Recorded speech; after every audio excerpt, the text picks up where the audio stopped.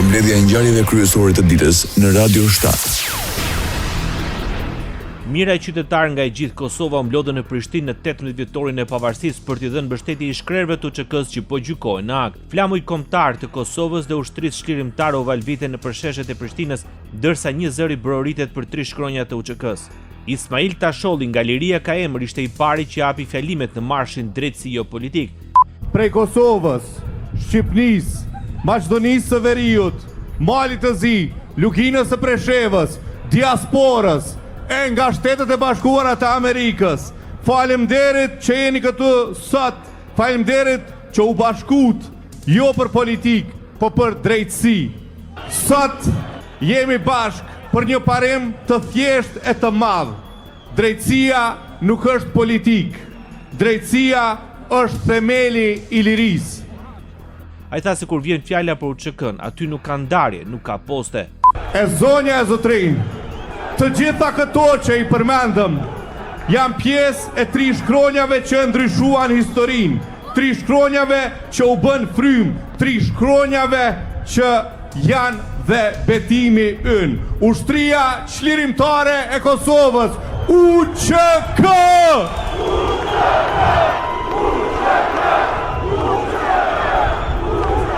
Në marshin drejtësi jo politik, u pan pjesëtarë të familjeve të ish krerëve të UÇK-s, presidenti Vjosa Osmani dhe lider politik nga Kosova, Shqipëria dhe Maqedonia e Veriut, si Taulant Balla Ulsimania dhe Ali Ahmeti. Republika e Kosovës shënon 18 dhjetorin e pavarësisë. Presidenti Vjosa Osmani, kryetari i Kuvendit Albulena Axhiu, kryeministri Albin Kurti, bashkë me personalitetet të tjera morën pjesë në ceremoninë e ngritjes së flamurit të Republikës Kosovës. Më 17 shkurt 2008, Kuvendi i Kosovës shpalli pavarësinë. Një mbledhje të jashtëzakonshme ku merrnin pjesë 109 nga gjithsej 120 deputet. Kuvendi i Kosovës një zëri shpalli Kosovën, shtet të pavarur, sovran dhe demokratik. Më 22 korrik të vitit 2010, gjykata ndërkombëtare e drejtësisë përmes një vendimi këshilldënës rikonfirmoi se deklarata e pavarësisë Kosovës nuk ka shkelur asnjë nement të ligjit ndërkombëtar. Presidentja e Kosovës, Vjosa Osmani, uroi qytetarët të 18 dhjetorin e pavarësisë. Pas ceremonisë ngritjes së flamurit, Osmani tha se Kosova hyn në moshën e pjekurisë dhe në të njëjtën kohë bëhemi bashkë për të përkujtuar të gjithë ata që sakrifikuan gjithçka që ne sot ta gëzojmë shtetin. Natyrisht që sakrifica për të arritur deri këtu ka qenë shekullore. Shpesh herë ne fokusohemi tek vitet e fundit, tek vitet e 80-ta, 90-ta, por në fakt kanë qenë breza të tërë që kanë dhënë gjithçka në mënyrë që sot ne ta gëzojmë shtetin e pavarur të Kosovës. Shprehem respektin më të thellë për të gjithë që kontribuan, shprehem respektin më të thellë për rrugën, vizionin dhe kontributin e presidentit ton historik, atit themeltar dhe arkitektit të pavarësisë së Kosovës, Dr. Ibrahim Rugova. Me rastin e 18 dhjetorit të pavarësisë, kryeministri Albin Kurti kujton se liria që sot e 18 vjet gëzon Kosova është rezultati shumë brezave të veprimtarëve që sakrifikuan gjithçka. Sot festojmë, por njëkohësisht edhe nderojmë rezistencën paqësore, kryengritjet armatosura, të cilat kulmuan me luftën e drejtë të ushtrisë qlirimtare të Kosovës. Gëzuar pavarësia 18 vjetori dhe kremtofshim të gjithë bashkë për jetën. Kryetaria e Kuvendit e Kosovës Albulena Axhiu në këtë 18 vjetor tha se pavarësinë nderojnë duke punuar me institucione funksionale të cilat punojnë me integritet dhe profesionalizëm. Pas ngritjes së flamurit në një ceremoni, Axhiu nënvizoi se liria kërkon angazhim të përditshëm. Sot, por edhe çdo ditë tjetër, kujtojmë me nderim dhe respekt të gjithë ata që dhanë jetën e tyre për pavarësinë që sot ne e gëzojmë, pra dëshmorët e kombit dhe martirët. Por po ashtu sot nderojmë edhe figurat e larta që kontribuan në rrethana dhe në periudha të ndryshme për çlirimin, për lirinë dhe për pavarësinë e Republikës së Kosovës. Në seancën përkujtimore në Kuvendin e Kosovës në nderim të 18 vjetorit të pavarësisë, kryetaria e grupit parlamentar të lëvizjes Vetëvendosje Arbëria Nagafse vlerësoi se kjo ditë është një kujtesë e luftës së pastër dhe të drejtë të ushtrisë shlirimtare dhe gjakut të derdhur për liri. Kjo ditë është një kujtesë e gjallë e rrugtimit tonë të vështirë, e qëndresës të brezave të tërë, e luftës së pastër e të drejtë të ushtrisë lirimtare të Kosovës dhe e gjakut të derdhur për lirinë që sot e gëzojmë. Nga Gafsi shtoi se Kosova ka dëshmuar se ditë qëndrojë fort edhe në kohë të vështira. Sot Kosova është një realitet shtetëror i pakthyeshëm. Një shtet që pavarësisht sfidave ka dëshmuar forcë, stabilitet dhe përkushtim ndaj vlerave demokratike. Një shtet që po ndërton institucione, po fuqizon sundimin e ligjit dhe po ecën me vendosmëri drejt integrimeve euroatlantike. Kryetari i Partisë Demokratike të Kosovës në ceremoninë e mbajtur në Kuvend deklaroi se Kosova është realitet i pakthyeshëm. Bedri Hamza përmendi dhe gjykimin e ish-drejtuesve të UÇK-s që po bëhet në Hag, e ku nënvizoi se nuk do të lejojmë që historia të nënshkruhet në kurizin e sakrificës. Lufta çlirimtare është në bankën e të akuzuarve në Hag. Lufta jonë çlirimtare po gjykohet. Ata kanë kontribut në shtet. Hashim Thaçi, Jakub Krasniqi, Kadri Veseli e Recep Selimi po gjykohen. Dhe sot du ta themi qartë dhe me vendosmëri. Besimi i Kosovës në drejtësinë ndërkombëtare nuk duhet tradhtuar. Ne nuk lejojmë që historia të rishkruhet në kurriz të sakrificës sonë. Kryetari i Lidhjes Demokratike të Kosovës në 18 dhjetorin e pavarësisë është i mendimit se nuk ka as proces as forcë që ndryshon lavdinë e luftës së pastër të ushtrisë shlirimtare të Kosovës.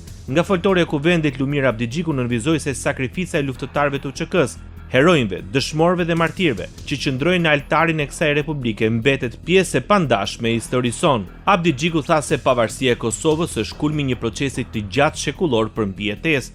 Nuk ka as proces, nuk ka as forcë që ndryshon lavdinë e kësaj lufte të pastër dhe historike të popullit të Kosovës dhe ushtrisë tonë shlirimtare. UÇK është vetë populli i Kosovës. Këto dy rrugë, ajo patësore dhe ajo shlirimtare, janë rrugët e popullit tonë drejt lirisë dhe pavarësisë. Ato nuk e përjashtojnë njëra tjetrën, ato e plotësojnë njëra tjetrën. Ato së bashku krijuan kushtet që Kosova të mbjetoj, të çlirohet dhe më në fund të bëhet shtet. Vetëm duke respektuar të dyja, historia jonë mbetet e plotë dhe ndershme. Kryeministri i Kosovës Albin Kurti në 18 dhjetorin e pavarësisë mblodhi qeverinë dhe komentoi padrejtësi mbajtjen në akt të ish-krerëve të UÇK-s. Sipas tij, kontributi i secilit prej tyre për liri dhe pavarësi është i çmuar dhe historia do të jetë ajo e cila do të bëjë gjykimin e drejtë. Në këtë ditë feste dhe reflektimi, nuk mund të mos kujtojmë se përfaqësuesit që morën pjesë në shpalljen e pavarësisë së Republikës sonë sot mbahen padrejtësisht në Hag. Kontributi i secilit prej tyre për lirinë dhe pavarësinë është i çmuar dhe historia do të jetë ajo e cila do ta bëjë gjykimin e drejtë. 5.000 emblema magnetike të ushtrisë shlirimtare të Kosovës u vendosën në monumentin e pavarësisë së Kosovës Njubor në 18 dhjetorin e pavarësisë. Aktivistët e platformës Liria ka emër e sollën këtë realizim si një gest simbolik për ish-pjesëtarët të UÇK-s që po mbahen në Hag. Kryeministri shqiptar Edi Rama e vlerësoi si një shenjë respekti për sakrificën e kombit dhe simbolikën e luftës për liri. Urimeve me rastin e 18 dhjetorit të pavarësisë së Kosovës ju bashkuan dhe krerët më të lartë të shtetit në Shqipëri. Nga foltorja e Kuvendit, presidenti Bayram Bega e vlerësoi rëndësinë që ka ky moment, që të mos harrohen rrënjët e këtij shteti dhe të mos harrohen ata që mbahen në mënyrë të padrejtë në akt. Në këtë përvjetor, mendimi ynë shkon tek ata që nuk janë fizikisht mes nesh. Zemrat tona janë me dëshmorët e lirisë aty ku ata prehen. Por sot, mendimi ynë është edhe me ata që po përballen me një betejë të vështirë, të padrejtë dhe vendimtare në Hag. Kryetari i Kuvendit të Shqipërisë Niko Peleshi shprehu krenarinë dhe respektin për këtë moment historik të kombit shqiptar. Në ceremoninë organizuar nga Ambasada e Kosovës në Tiranë, i vlerësoi se Dita e Pavarësisë është një ditë historike, lirie, dinjiteti dhe drejtësie që simbolizon sakrificën dhe vendosmërinë për shtet ndërtim të ardhmen euroatlantike. Motrave dhe vëllezërve tanë në Kosovë përcjell urimet më të përzemërta, me krenari legjitime për këtë ditë të madhe, e cila është një nga aktet më të ndritura në historinë moderne të kombit shqiptar. Dita e pavarësisë Kosovës është shumë më tepër se një datë e shënuar në kalendarin tonë.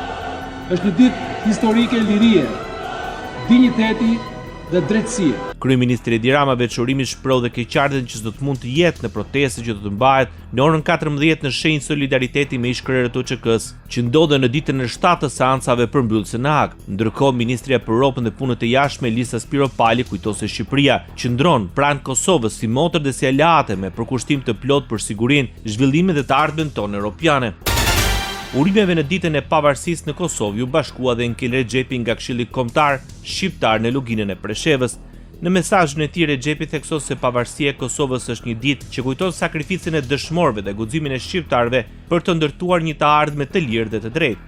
Sipas tij, kjo datë shërben si simbol bashkimi për shqiptarët kudo që janë. Nga lugina e Preshevës deri në çdo cep të trojeve, kjo ditë na lidh si kom dhe na kujton përgjegjësinë tonë për të ndërtuar një të ardhme të fortë. Shkruan Nkel Rexhepi nga Këshilli Kombëtar Shqiptar në luginën e Preshevës.